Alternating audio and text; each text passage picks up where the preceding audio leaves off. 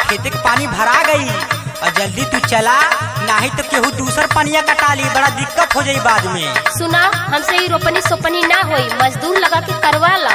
अरे कैसन इंग्लिश छाटत है रे, हमार बात सुन। भर गईल खेतावा में पनिया, चल रानी करे तू रोपनिया। भर गईल खेतावा में पनिया, चल रानी करे तू रोपनिया। भर गईल खेतावा में पनिया, चल रानी करे तू रोपनिया।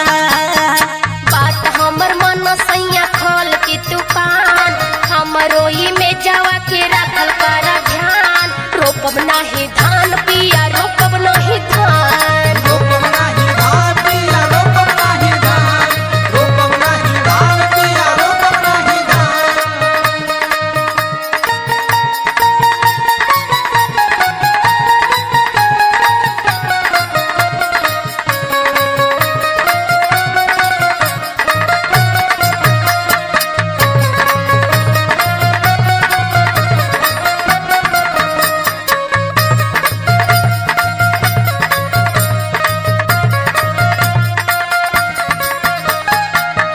एगो बात सुना, इतना हाई फाई में रही ला हम रोपनी करे जाई। हरदम रही ले पिया हम अप टू डेट में, जाई ना कचरा में काम करे खेत में।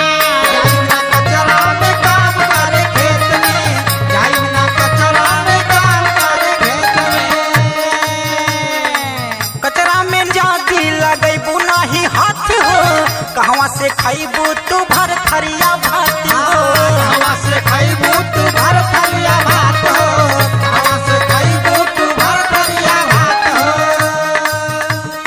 भात के चक्कर में हम देहब नाही जान, सखियन में हमरो बिगड़ी जाई शान।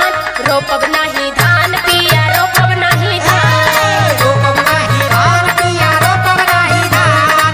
रोपब नाही धान पिया, रोपब नाही धान।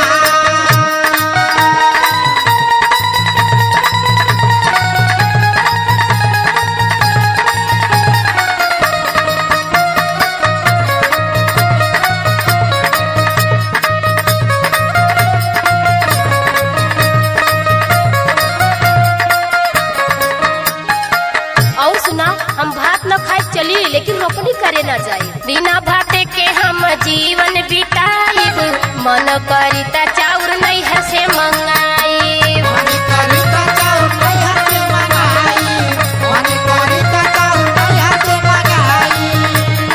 अरे नैहर से कई दिन ला खैबू, सुना नैहर से चाउर गोरी कितना मंगाइबू, कितना दिन ले तू मांग मांग खैबू। कितना दिन ले तू मांग मांग खइबू, कितना दिन ले तू मांग मांग खइबू। राजू धनु खुशबू के